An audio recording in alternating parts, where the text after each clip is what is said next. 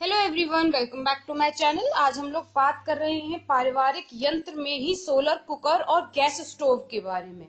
इससे previous video में भी हम लोगों ने बात कर ली थी अपने पारिवारिक दो यंत्रों के बारे में, और आज हम लोग डिस्कस करेंगे इन्हीं में सोलर कुकर और गैस स्टोव के बारे में। दोनों ही कुकिंग रेंज में यूज किए जाते हैं और दोनों ही अलग अलग तरीके के हमारे जो होम अप्लायंसेज हैं उनमें आते हैं।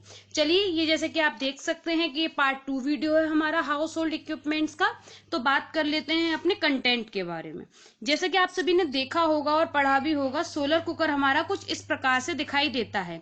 अब ये किस तरीके से वर्क करता है, इसमें क्या क्या खासियत होती है, ये सारी ही चीजों को हम पढ़ेंगे आने वाली स्लाइड्स में। चलिए देखते हैं सबसे पहले सोलर कुकर के बारे में। सोलर कुकर सूर्य की उपस्थिति में सूर्य की किरणों के द्वारा भोजन पकाया जाता है। इसमें अल्ट्रा वायलेट रेज का यूज किया जाता है। जो हमारी यूवी रेजेस होती हैं, यानी कि अल्ट्रा वायलेट जो किरणें होती हैं, उनका प्रयोग किया जाता है भोजन को पकाने के लिए। यह चूल्हा एल्यूमिनियम बक्से के रूप में होता है, जिसमें दो प्रकार के ढक्कन होते हैं। ये जो बॉक्स होता है वो एल्यूमिनियम बॉक्स के जैसा होता है। ये आपका एल्यूमिनियम बॉक्स है जिसमें आपके दो ढक्कन है। एक ये वाली लिड है और एक ये वाली लिड है। इसमें दो तरीके के ढक्कन होते हैं। पहले ढक्कन में साधारण पारदर्शी कांच लगा होता है, जैसा कि आप देख सकते हैं कि इसमें ट्रांसपेरेंट कांच लगा हुआ है। ये देखिए, ये आपका ट्रांसपेरेंट कांच है। और आपका जो दूसरा ढक्कन होता है, ऊपर का बड़ा वाला ढक्कन एल्यूमिनियम का होता है। ये वाला जो ऊपर वाला ढक्कन है ये आपका एल्यूमिनियम का होता है, और नीचे वाला आपका ग्लास की लिड होती है। इस बड़े ढक्कन के अंदर ही एक तरफ साधारण दर्पण लगा होता है, यानी कि जो एक साधारण मिरर है वो इसमें लगा होता है। इस ढक्कन को एक फ्लिप की सहायता से विभिन्न कोण एंगल पर खोलकर फिक्स कर सकते हैं। आपका ये वाला जो ढक्कन होता है, इसको आप डिफरेंट एंगल्स पर, कोणों पर इसे मोड़ सकते हैं, और सूर्य की जो किरणें होती हैं उसके अकॉर्डिंग इसको फ्लिप किया जा सकता है, जिससे कि हमारे जो हमने अंदर कंटेनर्स रखे हैं उनको सूर्य की सही किरणें लग सके, या फिर तेज गति से उसकी जो किरणें हैं उन बॉक्सेस पर पड़े। यह ढक्कन इस कोण पर खोलकर रखा जाता है कि सूर्य की किरणें सीधी पहुंचती हैं और दूसरे ढक्कन पर लगे हुए पारदर्शी कांच पर पड़ती हैं। बक्से के अंदर एल्यूमिनियम की दीवार पर काला रंग किया जाता है। देखिए क्या क्या मेन चीज इसमें याद रखने की है। इसमें जो आपको बेसिकली याद रखना है, सबसे पहले तो इसमें अल्ट्रा वायलेट रेज का यूज किया जाता है। सूर्य की उपस्थिति में कुकिंग होती है इसमें। और इसमें जो चूल्हा है वो एल्यूमिनियम का होता है। धातु आपको याद रखनी है, कौन सी है? एल्यूमिनियम है। इसमें दो ढक्कन होते हैं, आपको ये भी याद रखना है। एक ट्रांसपेरेंट होता है और दूसरा आपका एल्यूमिनियम का होता है। फिर उसके बाद हमें याद रखना है कि जो आपका जो एल्यूमिनियम वाला है उसका एंगल चेंज हो सकता है, ना कि आपके जो ग्लास लिड है उसका। आपको ये याद रखना है कि कौन से वाले ढक्कन का जो एंगल है हम चेंज कर सकते हैं।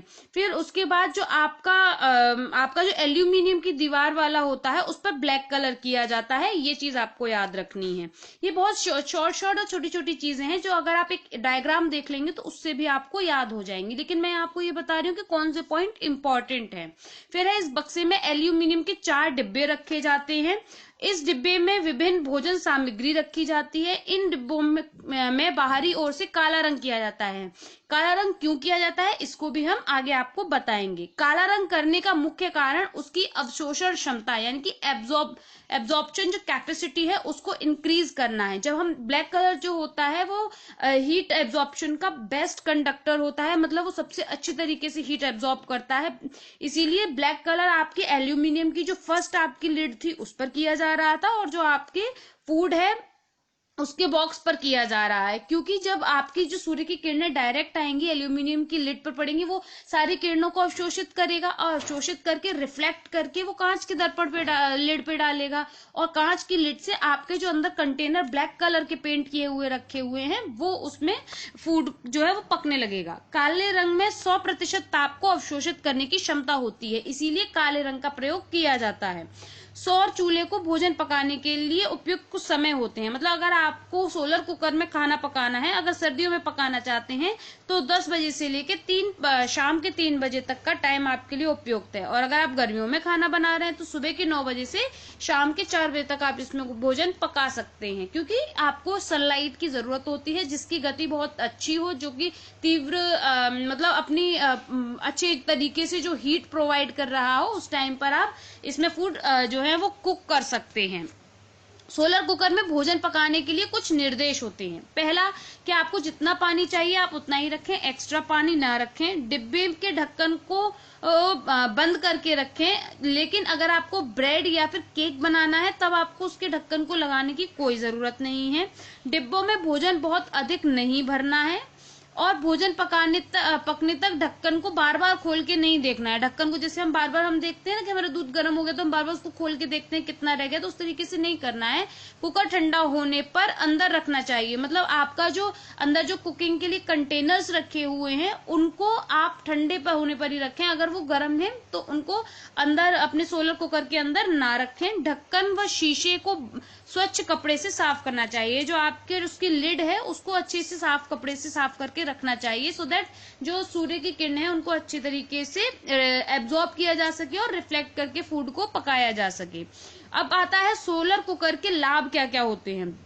सोलर कुकर जो है वो विद्युत और विद्युत यानी कि आपकी जो इलेक्ट्रिसिटी से आप कुकिंग करते हैं वो, या फिर पारंपरिक ईंधन जैसे एलपीजी, या फिर जिसके यहाँ पर लकड़ी या फिर आपके उपलों का यूज होता है, उसकी जगह पर एक न्यू टेक्नोलॉजी है जिसमें आपका इन चीजों का अपव्यय नहीं होता है और आपकी ये सारी चीजें सेव होती हैं। ईंधनों को सेव किया जाता है। जैसे कि अगर स्टोव पर खाना पकाया जाता है तो उसमें आपको केरोसिन चाहिए होता है, एलपीजी चाहिए होती है गैस सिलेंडर के लिए, तो ये जो पारंपरिक ईंधन है इनकी आवश्यकता नहीं होती है। पर्यावरण प्रदूषित नहीं होता है, लगातार निगरानी की इसमें आवश्यकता नहीं होती है, क्योंकि इसमें काफी टाइम लगता है कुकिंग करने में, तो आपको बहुत मतलब आप अपना कुछ और काम कर सकते हैं, तब तक आपका खाना पक जाएगा। फिर उसके बाद इसमें 3 से 4 चीजें एक साथ बन सकती है, क्योंकि इसमें 4 बॉक्सेस एक साथ यूज किए जाते हैं। इनमें बना रखा हुआ खाना 4 से 5 घंटे तक गर्म रहता है। ये इसकी जो सबसे अच्छी चीज जो मुझे लगी पढ़ने पर, कि इसमें खाना 3 से 4 घंटे तक गर्म रहता है, जो भी इसमें खाना कुक किया जाता है, और दुर्घटना होने की संभावना इसमें नहीं होती है। बर्तन जलते नहीं है और ना ही काले होते हैं। दूध, दाल, खीर आदि बनाते समय उनमें उफान का डर भी नहीं रहता है। फिर उसके हम इसके बाद बात कर लेते हैं इसके कार्य सिद्धांत के बारे में। तो ये परावर्तन के नियम पर कार्य करता है, यानी कि रिफ्लेक्शन के जो थ्योरी होती है उस पर वर्क करता है। बेसिकली जो हमारा सोलर कुकर है उसके 3 मूल सिद्धांत होते हैं। पहला है हमारा परावर्तन का सिद्धांत, दूसरा है अवशोषण का सिद्धांत, तीसरा है अवधारणा का सिद्धांत। यानी कि पहला आपका रिफ्लेक्शन, एब्जॉर्प्शन एंड रिटेंशन, ये 3 प्रिंसिपल्स पर हमारा सोलर कुकर वर्क करता है। अब नेक्स्ट हम बात करने वाले हैं अपने सेकंड पॉइंट पर, वो है हमारा गैस स्टोव। यानी कि जो गैस स्टोव होता है जो नॉर्मली हमारे घरों में यूज किया जाता है, जिसमें एक गैस स्टोव होता है और साथ में एक सिलेंडर यूज किया जाता है। उस सिलेंडर में एलपीजी लिक्विड यानी कि लिक्विड पेट्रोलियम गैस का प्रयोग किया जाता है। एलपीजी में जो ब्यूटेन होती है, एक ज्वलनशील तत्व है, वो भरा जाता है, और एलपीजी जो हमारी होती है वो हवा से भारी होती है। एलपीजी हवा के साथ मिलकर और ज्वलन अवस्था में पहुंच जाती है। ये स्टोव क्रोम प्लेट स्टील से बना हुआ होता है, जिसमें 2 से 4 या अधिक बर्नर हो सकते हैं। ये जो स्टोव होता है हमारा वो हमारे क्रोम प्लेटेड स्टील से बना हुआ होता है। हमें ये याद रखना है, इससे आपकी ये पूछा जा सकता है कि किस स्टील से बना हुआ होता है। और इसमें आपको एक स्टोव का भी आपको मिल सकता है, 2 का, 3 का, 4 या 5 का भी मिल सकता है। स्टोव्स कितने भी स्टोव्स की है आपको गैस स्टोव मार्केट में अवेलेबल होते हैं।